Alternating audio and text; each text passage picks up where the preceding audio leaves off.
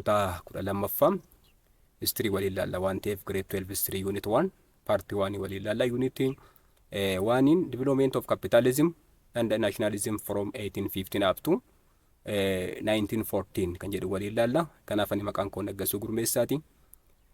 Information asirratti upload isiniif godhu argachuudhaaf YouTube ambaa subscribe, share, comment gochuudhaan jalqaba. Kanaaf unit 1 let us start development of capitalism and nationalism from 1850 to 1914. So under unit 1 you are going to discuss about development of capitalism. What does capitalism mean? The main feature of capitalism. Again, the development of capitalism, industrial revolution and its consequences.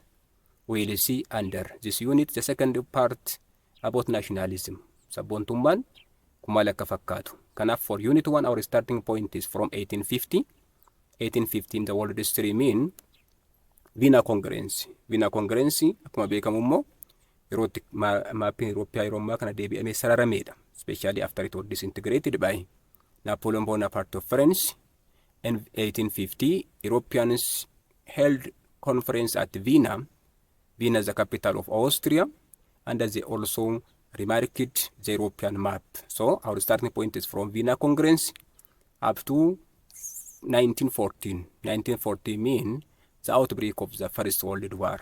Kanaaf kan laallu seenaa addunyaa keessaayyuu western country gubbaatti xiyyeeffanne Vienna Congress bara 1815 irraa kaasee hanga bara 1914 waraana addunyaa tokkoffaa amma jalqabutti ilaalla waan ta'eef kanaaf unit 1 partii garaagaraatti qoqqoodnee ilaalla. Development of capitalism and nationalism from 1850 to 1914 kan jedhu kana partii garaagaraatti ilaalla. Part 1 irratti kan ilaallu development of capitalism ilaalla. So development of capitalism, what's capitalism mean? What's the main feature of capitalism? How it was different from other economic system, especially feudalism and the common economic system here adda kan godhu maal akka ta'e ilaalla. Part 2 about industrial revolution ilaalla. Part 2 under unit 1 industrial revolution. What's industrial revolution, when it was started, and what's the main factors for the beginning of industrial revolution, the positive and the negative consequence of industrial revolution. Sajid waliin ilaalla. Part 3 irratti immoo nationalism ilaalla. Sabboontummaa kan jedhamu kana. Sabboontummaa nationalism kun by the way positive nationalism hin jira, negative nationalism hin jira. We try to focus on positive nationalism which led to unification of Germany, unification of Italy, as well as independent of Balkan nations. Positive consequence of nationalism is one thing. Sankan tokko tokko ilaalla. Under part 4 we will see about unification of Italy. Italy unification until 1870, until 1871 Italy was disintegrated into different states. We can go to, or at that time there were different petty states in Italy. Because of the development of nationalism, Italy also unified. This means we'll see under part 4. Part 5 is about unification of Germany. Unification of Germany process, especially causes, challenges, as well as consequence of under wars, diplomatic achievements under unification of Germany. We'll see one by one. Part 6 is about the American Civil War. American Civil War from 1861 up to 1865. So we will see about the causes, and the consequence of American Civil War. Sakana tokko tokko ilaalla. The last parties, the seventh parties, is the Eastern question. Eastern question, when you say the tension in Balkan region, especially after the declining power of Ottoman Turkey, there was tension started among the European nations. Kanaaf this known as Eastern question. We will see about Eastern question, the independence of Balkan state, the decline of Ottoman Turkey. We will see under this subtopic. So let us start from part 1. Part 1 unit grade 12. History part unit 1. Part 1 is about development of capitalism. So what does capitalism mean? Capitalism jechuun maal jechuudha? Kanaaf isa kana ilaalla. Gaafa ilaallu nature and the main features of capitalism. Uumamnumti yookiin capitalism kun maal fakkaata? Amalli isaa immoo maal? Main features of capitalism, what make different capitalism from other economic system. We'll see under this subtopic or this part. So capitalism has become the dominant economic system in Western world since the breakup of feudalism. So when we say about capitalism, mean the development next to the decline of feudalism. Kanaaf sirni kapitaalizimii jennu kuni sirna haaraa erga sirni abbaa lafaa yookiin immoo sirni feudaalaa Eurooppaa keessatti kufeen booddeetti kan argamedha. Waan ta'eef kanaaf capitalism has become the dominant economic system in Western Europe. Western Europe since the breakup of feudalism. Kanaaf isa kana laalla. So capitalism, when we say it emerged in Northwestern Europe, especially in England, Great Britain or England, and the Netherlands from the 16th century to the 17th century, when mercantilism was established. Kanaaf mercantilism kun inni akkamitti akka hundeeffameedhaan by the way when you say about definition of capitalism, you have learned at grade 10 kutaa kun akka baratanitti capitalism jechuun maal jechuudha? The economic and the political system of one country in which trade and industry of that country or all business sectors controlled by the private owners or private companies, not by the government. This system called capitalism. Kanaaf capitalism gaafa jennu dinagdeen biyya tokko warshaa ta'uu daldalli business sector kan ta'e kamiyyuu harka abbootii dhuunfaadhaa fi kaampaanii dhuunfaadhaan durfama yoo ta'e sirna akkasii kun maal jedhama? Capitalism jedhama. Mootummaadhaan durfama yoo ta'e immoo yookiin hoogganama yoo ta'e immoo kun maal ta'a? Command economy ta'a. Kanaaf capitalism different from command economy. That means no intervention of government in capitalism. So it emerged in Western Europe, especially in Great Britain and the Netherlands from the 16th to the 17th centuries when mercantilism was established. Kanaaf isa kanadha. So what is mercantilism mean? Isa kana lama. Mercantilism when you say the distribution of goods that are bought at certain price and sold at higher price in order to generate profits. Kanaaf mercantilism gaafa nu maal jechuudha? Inni kuni meeshaa tokko yookiin immoo meeshaawwan garaagaraa gatii murtaa'aan bituudha. Distribution of goods that are bought at a certain price. Gatii murtaa'in erga bitameen booddeetti sold at higher price. Kan inni gurguramu gatii maaliidhaani? Gatii olaanaadha. For what purpose? To generate or in order to generate profit. Kanaaf sirna kanatu capitalism fide jechuudha. Kanaaf capitalism emerged in Great Britain and the Netherlands from the 16th century when mercantilism was established. Kanaaf mercantilism jechuun maal jechuudha? Meeshaa gatii murtaa'e tokkoon bitanii gatii olaanaan immoo gurguruudha. Kun maal gochuudhaafi? To generate profit, bu'aa buufachuuf kan ta'e waan ta'eef koosii ta'uu danda'an karaa biraatiin this mean about the beginning of capitalism. Capitalism gahee guddaa qaba. Kanaaf akka faraallu capitalism sababa kan ta'e kan biraa in addition to mercantilism reformation dha. Reformation when you say the Protestant reformation kutaa 11tti kan barattan kutaa 9tti kan barattan kun waan ta'eef reformation when you say the religious movement which led to the separation of Protestantism from the Catholic Church. Keessayyuunni kuni reformation jedhama. Kanaaf reformation immoo guddina capitalismiif gahee guddaa taphateera. According to historians, the Protestant reformation of the 16th century helped to consolidate capitalism in the Western world. Keessayyuu warri Protestant maaliin beekamu yeroo sana keessatti akka barattanitti isaan kun saving encourage godhu. They encourage saving money, investment, hard working. Kanaaf capitalism sababa guddaa kan ta'e karaa kanaaf warri Protestant leaders kan ta'an saving encourage godhu. Namni akka qarshii qusatuuf ni jajjabeessu turani. Namni akka jabaatee hojjetuuf hard working ni jajjabeessu ture. Kanaaf inni kun immoo maal fide jechuudha? Development of capitalism dhaaf gahee guddaa taphatee jechuudha. Kanaaf in addition to mercantilism, Protestant reformation of the 16th century helped to what? To consolidate capitalism in Western world. Kanaaf inni kun gahee guddaa qaba jechuudha. Kanaaf capitalism gaafa inni gahee isaan guddaan isa kanadha. In addition to that, capitalism enjoyed the benefit of the rise of a strong nation state in Europe again. Another important factor for the emergence of the development of capitalism. Mercantilism the first factor, Protestant reformation the second factor. The third factor mean capitalism also enjoyed that mean the rise of a strong nation state in Europe also another factor for the development of capitalism. Kanaaf capitalism akka guddatuuf akka jalqabuuf bal'atuuf gahee guddaa kan taphate kamidha? Mootummoonni haaraan hundeeffamuu isaaniiti. akkamitti isaan kun kan isaan jajjabeessanii bu'aa garaagaraa godheen giddeessu. One of this nation state succeeded in supporting development of capitalism through different ways. One, through regulations, seera baasu, seera sirna capitalism jajjabeessu baasuudhaan. Lammaffaa uniform monetary system baasuudhaan, kanaaf gatii wal fakkaataa, the same uniform currency or money to buy and sell, or especially for buying and selling goods. Qarshii wal fakkaataa akka fayyadaman Euroopaanota keessatti guddaa jajjabeessaa turan in western countries, kun gahee guddaa taphate waan jechuudha. Public investment jajjabeessu isaan kun, especially they encouraged public investment. Kanaaf public investment also another factor. Finally moved possible shift from public to private initiatives.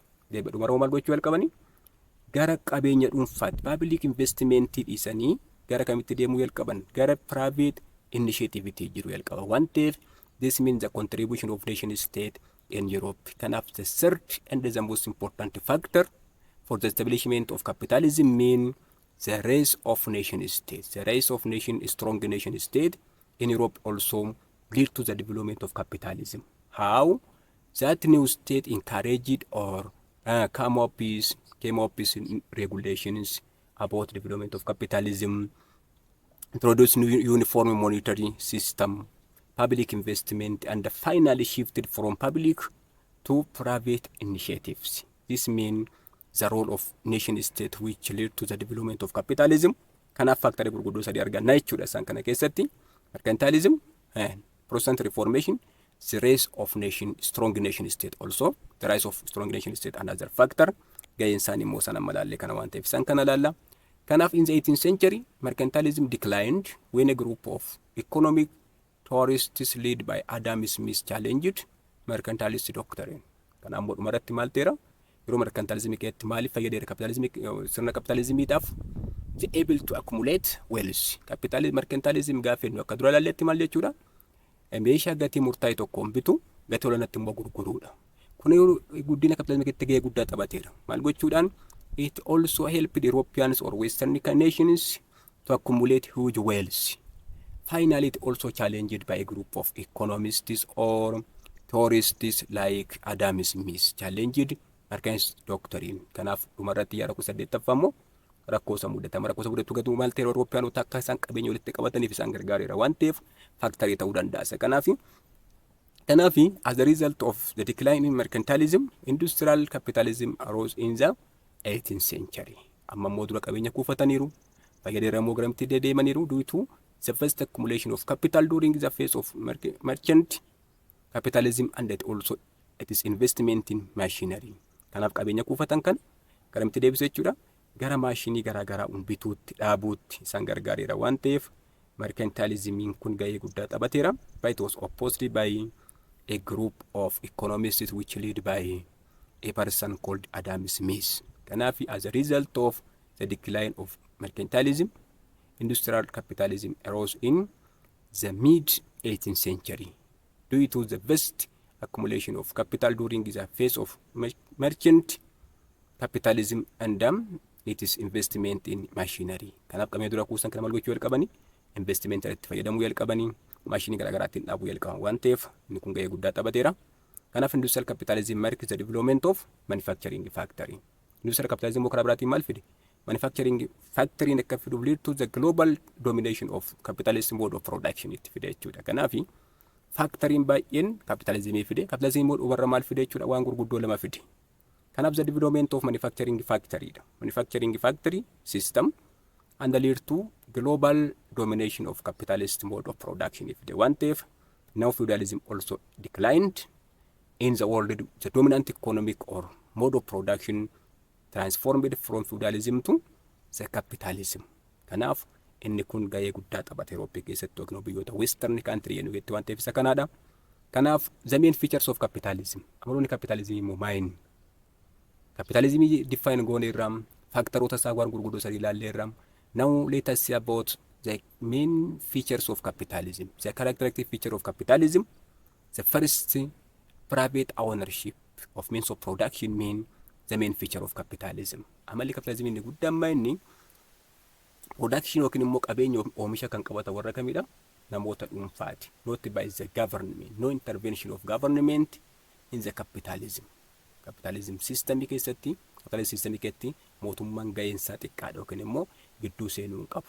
Kanaaf amalli inni guddaan manni private ownership of the means of production mean the main feature of capitalism.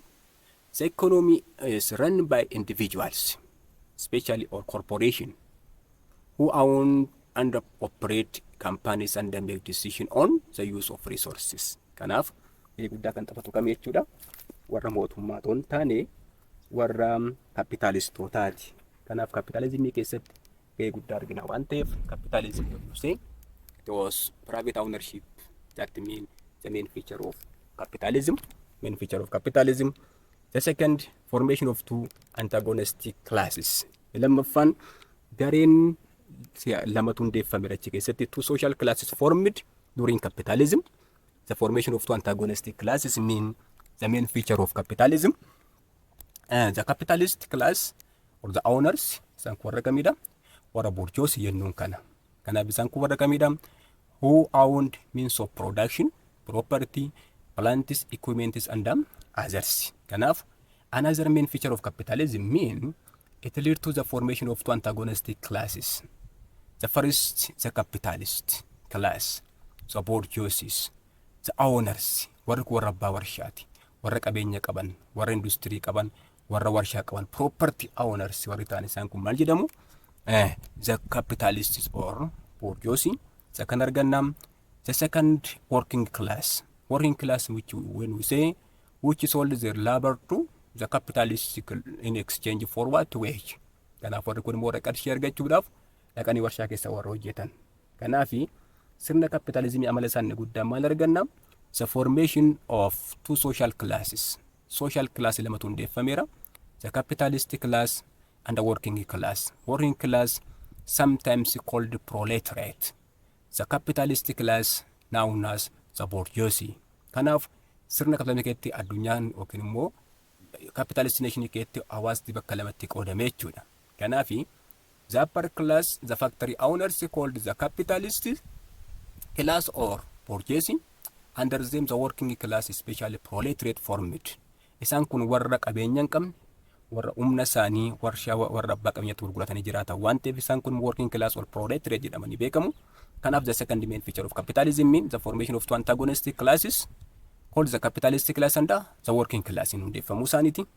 The third, capital accumulation jedhama. Kan biraa immoo qabeenya walitti qabachuun investmentii keessatti gahee guddaa kan taphaisa kana jennee irra jalqabatti. Kanaaf capital accumulation mean the main feature of capitalism. As known before that, especially in the ancient civilization, construction of pyramid, palaces, others, especially temples, and this mean the main feature of economy during that period now to ignored, and they began to accumulate their own capitals. Kana productive, production can double at one tip.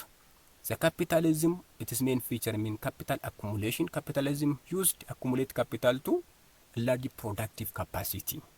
Kanaaf dinagdee isaanii guddisuudhaaf maal godhu jechuudha? Qabeenya kuusu. Capital sometimes money ta'uu danda'a.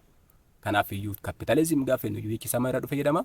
Hundeessaa money jechuudha. Kanaaf capitalism mean clear to about the main feature mean what we can say capital accumulation. Another main feature of capitalism. The fourth, profit motive. Amalli fedhiin capitalism inni guddaan maal gochuudhaaf? Namni hundiyyuu bu'aa buufachuudhaaf hojjeta. That means the motive for all companies, the capitalist system, is to make and sell goods and service only for profit. Kanaaf namni kamiyyuu kan dagadu, kan daldalu barsana keessatti maal gochuudhaaf? Bu'aa buufachuudhaaf. Kanaaf the fourth main feature of capitalism mean profit motive. Profit motive, the motive for all companies. Kanaaf maal jenne capitalism keessatti qabeenya kan qabatu warra kamidha? Private owners or private company. That private owners and the private companies, their motive was at that time to accumulate wealth, that means to get profit. Profit also, profit motive means the main feature of capitalism. The fifth, no or less government intervention or free market system. Mootummaa yookiin keessan galu yookiin keessa galee xiqqoo keessa gala. Kanaaf intervention of government indicate command economic system. Mootummaan gidduu galee raawwate maal agarsiisa kuni? Command economic system ita. Capitalism mean it was free from the influence of government. So the main feature of capitalism mean no or less government intervention or free market. This idea is known as laissez-faire. Laissez-faire economy, that means free economy, less intervention of government or no intervention of government jechuudha. Kanaaf mootummaan gidduun galu ta'e, mootummaan hin to'atu ta'e, xiqqoodha immoo intervention isa jira ta'e, laissez-faire economy dha. By the way, it was started in England. Akka seenaan jedhutti isatti jalqabeedhama. Laissez-faire economic systemiin biyya Englanditti jalqabe. Before free market. To freely marketing galakkisin, the first one laissez-faire economy dha kan inni jalqabe waan ta'eef amalli isaa kanaadha. Kanaaf inni kuni walumaa galatti kapitalizimiin amaloota gurguddoo shanan kana qaba. Kanaaf inni isaan kuni kapitalizimiidha. Profitiif hojjetama, profit motiveidha, no or less government interventionidha, capital accumulationidha. Isaan kun hundinuu amala maaliiti jechuudha? Amala kapitalizimii keessaa isaan beekamoodha. The ideology of classical capitalism was articulated by Adam Smith, who lived from 1723 up to 1719 in his book entitled An Inquiry into the Nature and the Causes of War, the Wealth of Nations. This book also published in 1776. Kanaaf ideology of capitalism or social capitalism kan inni keessatti argame kitaaba Adam Smith keessatti kitaabichi maal jedha? An Inquiry into the Nature and the Causes of the Wealth of Nations kan jedhu kitaaba kana keessatti arganna waan ta'eef ideology classical capitalism keessatti gahee guddaa kan taphatu kanaadha. Ideology of classical capitalism achi keessatti kan inni barreeffame namicha kanaani. So Smith recommended leaving economic decision to freely play of what self-regulating market forceidhaaf ifamuu qabaadha. Kanaaf daldalli kamiyyuu namoota dhuunfaadhaaf bilisaan gallakkifamuu qabaadha waan ta'eef kanaaf no intervention of government is, as Adam Smith recommended, leaving economic decision to the free play of self-regulating market forceidhaaf. Kanaaf warra gabaa keessa jirantu decision itti kennuu qabaadha yaada waan ta'eef isa kan arganna. Kanaaf Smith also supported Adam Smith supported the idea that laissez-faire economics that would benefit its practitioners while also promoting society's general welfare. Kanaaf namoota daldalaniif practitionersiidhaaf warra kanaaf yoo dhiibne kun immoo jireenya hawaasaa fooyyessaadha yaada namni kun waan ta'eef this indicate about the ideology of classical capitalism. Kanaaf namichi kana deeggaru jechuudha nama Adam Smith jedhamu waan ta'eef isa kan arganna. Kanaaf Adam Smith supported or the ideology of classical capitalism. Kitaabni inni barreesse maal jedhama? An Inquiry into the Nature and the Causes of Wealth of Nations, which published in 1776. Kanaaf namni kun wanta gurguddoo kana gargaara. Kanaaf inni kun sirna kapitalizimii isa kan arganna. Kanaaf Karl Marx suggested the socialist system where there was no private ownership and all means of production were collective or state owned. Kanaaf maal fayyadamuu qabaadha namni sirna kapitalizimii tootoon taane sirna kapitalizimii kamitti sirna socialismiidha. Kanaaf Karl Marx namni dhammoo maal deeggara jalqaba Adam Smith ilaalleerra. Kanaaf inni kan biraa immoo Karl Marx namni dhammoo maal deeggara jechuudha suggested the socialist systemidha where there was no private ownership. Kanaaf qabeenyi dhuunfaan hin barbaachisu. Kanaaf all means of production were collective or state owned ta'uu qabaadha moonni kun. Kanaaf ideology gurguddoo lamaan kan arganna. The capitalist ideology, the socialist ideology, which is supported by Karl Marx during this period. At that time, kana isa kan arganna. Kanaaf Karl Marx immoo central planning determine how much should be produced. Kanaaf command economic nu geessa socialism nu geessa waan ta'eef ammi oomishamu tokko mootummaatu murteessuu qabaadha. How all sources were so allocated. Qabeenya inni qoodamus immoo maaliin to'atamuu qaba? Mootummaan to'atamuu qaba yaadu waan ta'eef isa kan arganna. Kanaaf Adam Smith support central planning dha in which determine how much should be produced. Ammamtu oomishamuu qaba, akkamitti immoo qabeenyi kun immoo qoodamuu raabsamuu qaba. And how all resources were allocated, that means supported by a person called Karl Marx. Second organ, I believe that capitalism bring about class segregation. Capitalism maal fidera? Class segregation if dera. Keessaa capitalism keetti maaltu hundeeffamee renneera? To social classes. the upper social class, the capitalist class, the lower social class, proletariat working class. According to Karl Marx, the working class segregated. They somewhat exploited because of capitalism economic system. As a result, this person believed in that capitalism bring about class segregation between the capitalist class and the working class. Kanaaf warra capitalist classiidhaa fi warra working class gidduutti segregation waan fideef inni kun hafuu qaba jedhee yaada waan ta'eef namni kun again anti capitalism kan ta'e Karl Marxidha. Kanaaf karaa biraatiin maal deeggaramne kun socialist system deeggara waan ta'eef isa kana according to him capitalist its own disadvantage keessaa uti broad social segregation between the capitalist class that means the bourgeoisie and the working class that in proletariat gidduu fidee waan yaaduuf isa kan arganna. According to Karl Marx, the exploitation of surplus value of labor is one of the major drawback of capitalism jedha. Kanaaf qabeenyi warra hojjetanii bulanii working class kun samamuunsa duubatti bufummaa capitalismii fideera. Kanaaf according to him the exploitation of surplus value of labor is one of the major drawback of what? Capitalism. Kanaaf namni kun sina capitalismiin deeggaru isa kan arganna. Kanaaf unit 1 part 1 isiniif qabadhe kana fakkaata. Hambaatu YouTube yoo jaalattan share, comment, subscribe gochuun dagatina. Yeroo taan immoo part 2 isiniif qabadhe dhiyaadha. Part 2 history grade 12 keessatti the industrial revolution kan jedhu waliin laalla. Har'aaf kan isiniif qabadhe kana fakkaata. Thank you. Galatooma.